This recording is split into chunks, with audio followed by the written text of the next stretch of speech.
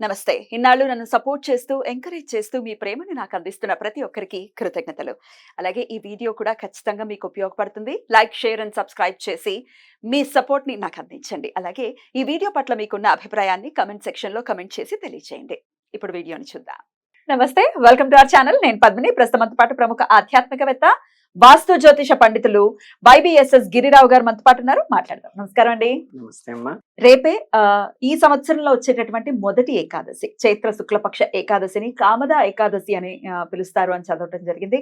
మరి కామద ఏకాదశి పేరుని సార్థకం చేసుకుంటూ మన కామ్యాలను నెరవేరుస్తుందా? అసలు ఈ ఏకాదశిని ఎలా వినియోగించుకోవచ్చు? ఇందులో ప్రధానంగా ఏకాదశులు అన్నీ కూడా పర్వదినాలు. అంటే ఏంటంటే మనకి 12 కాదు 24 ఏకాదశులు కూడా ప్రతిదానికి ఒక ప్రాశస్త్యం ఉంది, ఒక నామం ఉంది. యాక్చువల్గా కొంతమంది ఏంటంటే ఏకాదశి వ్రతం అని చేస్తుంటారు. ఏకాదశి వ్రతం అంటే ఏంటంటే ప్రతి ఏకాదశికి కూడా, అంటే ఆ ఏకాదశి స్టార్ట్ అయినప్పటి నుంచి ఎండింగ్ దాకా కూడా ఆహారం, సాలిడ్ ఫుడ్ ఏమీ తీసుకోకుండా నియమంగా ఉండగలిగితే, అంటే ఏంటంటే మనకి బ్రాహ్మణులకు చెప్తారు గాయత్రి మంత్రం చేస్తే అంతకు మించింది అల్టిమేట్ అని. అంటే ఈ రోజు చెయ్యాలా, ఇట్లా రకరకాల క్వశ్చన్లు వస్తూ ఉంటాయి. అలా కాదు, గాయత్రి అనేది ఈజ్ డ్యూటీ.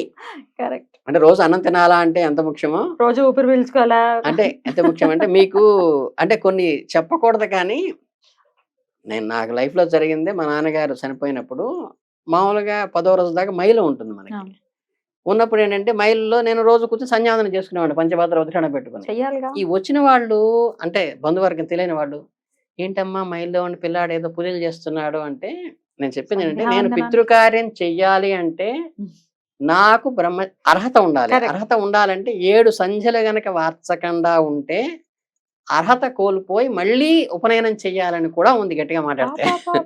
అంటే నాకు గాయత్రి మంత్రం యజ్ఞోపవేతం వేసిన తర్వాత నేను సంధ్యావందనం చేస్తేనే వైవాహకానికి ఎలిజిబుల్, స్నాతకానికి ఎలిజిబుల్, పితృకార్యానికి ఎలిజిబుల్, ఎలిజిబుల్ కావాలి అంటే కృతజ్ఞతగా బతకూడదు కదా మనం. క్వాలిఫైడ్. నేను క్వాలిఫైడ్ అంటే పితృకార్యం చెయ్యాలంటే నేను సంధ్యావందనం చేస్తేనే ఎలిజిబుల్. అందుకని ఏంటంటే నేను సంధ్యావందనం చేయకుండా యజ్ఞోపేతం తీసుకెళ్ళి గోడ కొక్కానికి తగిలిచ్చేసేసి నేను వచ్చి పితృకార్యం చేస్తానంటే అది వాస్తవం చెప్పాలంటే శాస్త్ర ప్రకారం నిష్ప్రయోజనము. కరెక్ట్. అయితే శౌచంలో కూడా ఖచ్చితంగా చేయాల్సిన సంధ్యావందనం.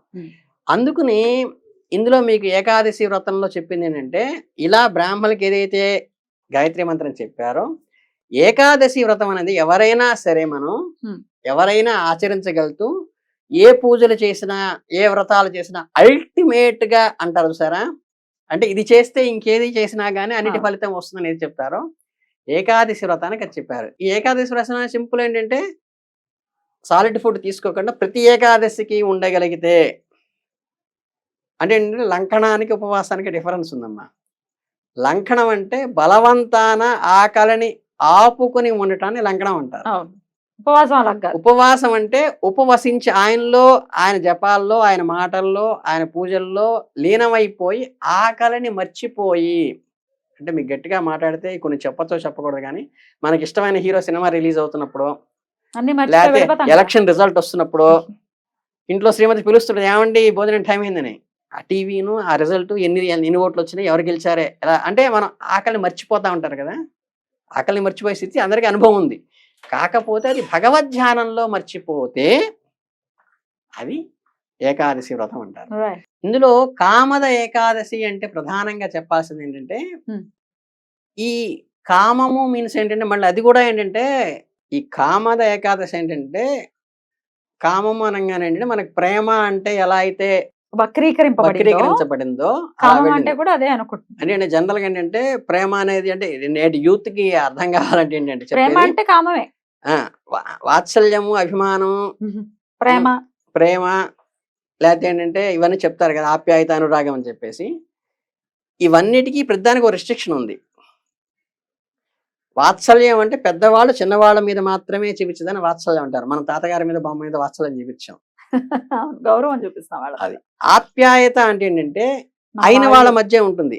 మన ఏ చిరంజీవి మీదో, సినిమా యాక్టర్ మీదో, క్రికెట్ ప్లేయర్ ప్రైజ్ మీదో మనకి ఆప్యాయత ఉండదు. ఆప్యాయత అంటే అయిన వాళ్ళ మధ్య మాత్రమే ఉండేది ఆప్యాయత అంటారు. వాళ్ళ మీద అభిమానం ఉంటుంది. అభిమానం అంటే వాళ్ళలో ఏదో మెరిట్ కనుక్కొని ఆ మెరిట్ని మనం ప్రోత్సహిస్తూ దాన్ని ఇంప్రెస్ అయ్యి మనం చూసేదాన్ని అభిమానం అంటారు. వాళ్ళకి మనకి రిలేషన్ ఏమి ఉండదు. వాళ్ళ చిన్న పెద్ద సంబంధం లేదు. చిన్నవాడి మీద అభిమానం ఉండొచ్చు, వాడు ఇంటెలిజెంట్ అయితే పెద్దవాడి మీద అభిమానం ఉండొచ్చు. వాడితో మనకి రిలేషన్ లేకుండా వాడి విద్వత్తును చూసి గౌరవించేదాన్ని అభిమానం అంటారు. మరి ప్రేమ చెప్తాను, అదే వాత్సల్యం అయిపోయింది అయిపోయింది కదా. ఇప్పుడు పిన్నవాళ్ళ మీద చూపిస్తే ఆప్యాయత అయిపోయింది, అభిమానం అయిపోయింది. అనురాగం అంటే ఏంటంటే భార్యాభర్తల మధ్య, ప్రేమికుల మధ్య ఉండేటువంటి బంధాన్ని అనురాగ బంధము అంటారు, రాగబంధం అంటారు దాన్ని. అలా ఉంది. ఇకపోతే ఈ ప్రేమ అనేది ఏంటంటే ఏజ్కి కానీ, రిలేషన్కి కానీ, వాడి విద్వత్తుకు కానీ, అర్థమైందా, చిన్న పెద్దలతో కానీ, అయినవాడు దూరం వాడితో కానీ దేంతో సంబంధం లేకుండా, ప్రేయసి ప్రేమికుల సంబంధం అది కూడా లేకుండా, ప్రేమ అనేది ఏంటంటే మనకి విశ్వైకమైనటువంటి భగవంతుడు మనం చూపించేది ప్రేమ. చాలా మంది అంటే ఈ అనురాగాన్నేమో జెండర్ మీద ఉండేదేమో అది తీసేసేసి ఈ భగవంతుడు భక్తుల మీద చూపించే ఈ ప్రేమను వచ్చేసి ఏంటంటే సామాన్య మనుషులకు అన్వయించేసి పెడతారు. ఈ ప్రేమకి రిస్ట్రిక్షన్స్ ఏమీ లేని ప్రేమ. అది ఎలా తీసుకున్నాము ఇక్కడ మీ కామ్యకం అని చెప్పేది ఏంటంటే ఈ కామ్యకము కామము అంటే ఏంటంటే ధర్మము, అర్థము, కామము, మోక్షము 4 చెప్పారు. చతుర్విధ పురుషార్థాలు అంటారు ధార్మికంగా. వాటిని చతుర్విధ పురుషార్థాలు అంటే ధర్మార్థ కామ్య మోక్షములు అంటారు. ఇందులో కామ్యకము మీన్స్ ఏంటంటే కోరిక, మీన్స్ ఏంటంటే అంబిషన్ అనొచ్చు లేదా ఇష్టం అనొచ్చు. అంటే కామ్యక కర్మలు, పారమార్థిక కర్మలు అని 2 ఉన్నాయి. పారమార్థికం అంటే మన కేవలం మోక్షం కోసం, భగవత్ అనుగ్రహం కోసం చేసేది పారమార్థిక కర్మ. కామ్యకములు అంటే మన క్షేమ, స్థైర్య, విజయ, అభయ, ఆయురారోగ్య, ఐశ్వర్యాభివృద్ధి అంటే ఇవన్నీ కోరికలు. ఇవన్నీ కూడా నెరవేరటం కోసం చేసేది కామ్యకము. ఇందులో ఏంటంటే మన వంశాభివృద్ధి కోసము, లేకపోతే మన దేంట్లో విజయం కోసము, లేకపోతే పిల్లల చదువు కోసము, వివాహం కోసము, ధర్మబద్ధమైనటువంటి కోరిక. మళ్ళీ కామ్యకంలో కూడా ఏంటంటే అధర్మబద్ధమైనది కాకుండా ధర్మబద్ధమైన కోరిక ఏదైతే ఉందో వాటిని కామ్యకములు అని నామకరణం చేయాలి. అందుకని కామద ఏకాదశి అంటారు. అట్లాగే ఇప్పుడు పిల్లలు బాగా ఎదగట్లేదండి, ఏదో వాడు నలతగా ఉంటున్నాడు, ఏం చెప్పినా వింటలేదు, మాట వింటలేదు, వాడు బాగా వృద్ధిలోకి అనుకున్నంత గ్రోత్ రావట్లేదు, అచీవ్ కావట్లేదు పిల్లాడు అన్నప్పుడు మీకు ఈ గాయత్రి మంత్రం అల్టిమేట్గా ఎలా చెప్పిన ఏకాదశి చెప్పాము, మీరు దేనికైనా అన్ని మంత్రాల్లో కింద ఉత్కృష్టమైన మంత్రం విష్ణు సహస్రనామం అని చెప్తుంటాం.